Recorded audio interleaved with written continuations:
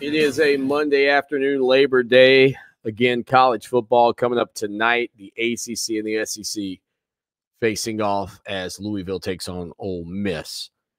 803-450-0086. Ole Miss will not be coached by Lane Kiffin. He is out with one of these breakthrough cases of COVID-19. He's vaccinated, got the whole team vaccinated, but he still will not be participating tonight. 803-450-0086. All right, text line. See what you have been talking about before we dive into some of the stats. Linda says, Swanny, that bothers her too. Talking about, I assume, the situations at the 33-yard line and at the goal line. Just want to give yourself a chance to put 6 on the board in a game like that. And I didn't think with that situation, with those plays down there near the goal line, Clemson did. And there's a level of frustration on that front. And I think the other thing that Tony Elliott's dealing with currently is the fact that so many people out there have been critical of him since Jeff Scott left. And maybe rightfully so. But it's not as if Jeff Scott's burning it up as the head coach at South Florida.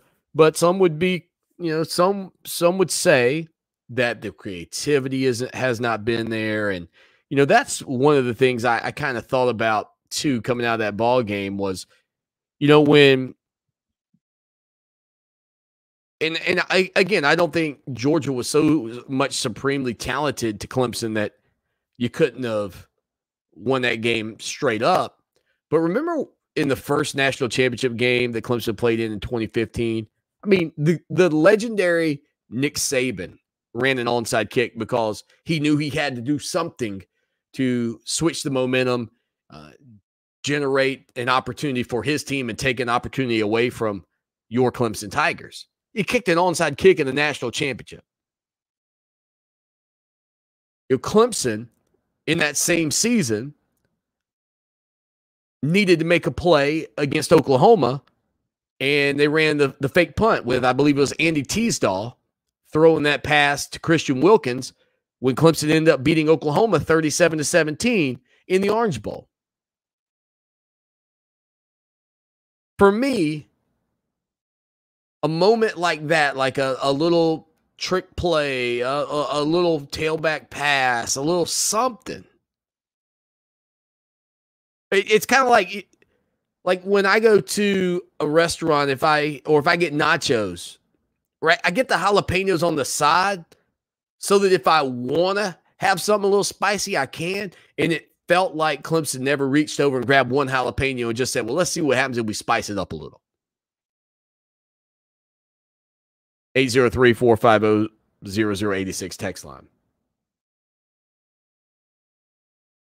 I see Kyle asking the question about Trevor in Georgia gear. I didn't see that. Trevor was wearing Clemson gear. When I saw him, said Clemson football. Could be a Photoshop job out there, Kyle. But somebody did ask me if I lost a bet, if that's why I was wearing red today. No, this is just what I chose to put on today. I don't know who I'd bet with. 803-450-0086. All right, let's see. Nick says, Swanny, that's definitely was the one drive where I questioned the play call and should have tried to run it once. Yeah, and I really need to go back and watch that entire sequence again just to kind of get a feel for what took place. There were a couple of other things, before we get into the numbers of it all that really I've come to just despise review in college football. First off, the fact that you can review whether or not a ball was tipped on a punt return, to me is absurd. And then even if you do review it, that you could throw a flag, bothers me even more. But then Will Taylor, who returned that punt that got called back and turned into a running into the kicker, a 5-yard penalty against Clemson, and watching those officials try to figure out where to spot the ball was also excellent. But he gets hit out of bounds, And it's amazing to me that we can review one thing. We can go look back and see if the ball gets tipped, but we can't go look back and see if we think he was actually hit, out of bounds. I mean, to me, the bigger thing to be able to review, and I understand that if the ball is tipped, that it wouldn't matter if you roughed the kicker or not. But wouldn't you think that the thing that would be more important to review of all those scenarios would be whether or not it was actually roughing or running into the punter, and or whether or not a guy got blistered 3 yards out of bounds? Those seem much more significant than if the ball was touched. Like, I don't want to live in a world where every play is reviewed. I don't want to live in a world where the administration of the officiating and everything goes back to replay, because I could show you probably holding on every single play. I mean, every play. But if you could do it on one, like, what's good for the goose should be good for the gander, and it should happen on every single play. You should be able to say, I think there was holding, replay that. Let's go back and look. I mean, that's the problem. Like, it shouldn't be that certain things are reviewable. Like targeting. If the ref throws the penalty flag, that should be it. That should be, you're going to go back, if you're going to review targeting, only when there's a flag. If there was not even a flag thrown, the game shouldn't be stopped.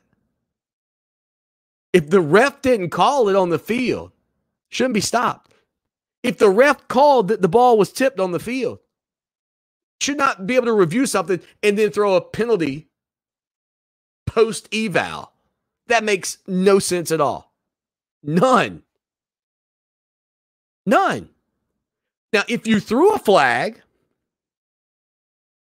and then you went back and reviewed and the ball was tipped, hey, that's a correctable error, but not a creatable penalty, which is what we essentially did.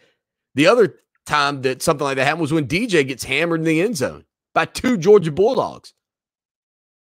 No roughing, nothing. Oh, it was because the play was dead. Well, I guess if he'd have broken his collarbone, it would have all been good, huh? We'll hit a break. Stay with us. By popular demand, Great Southern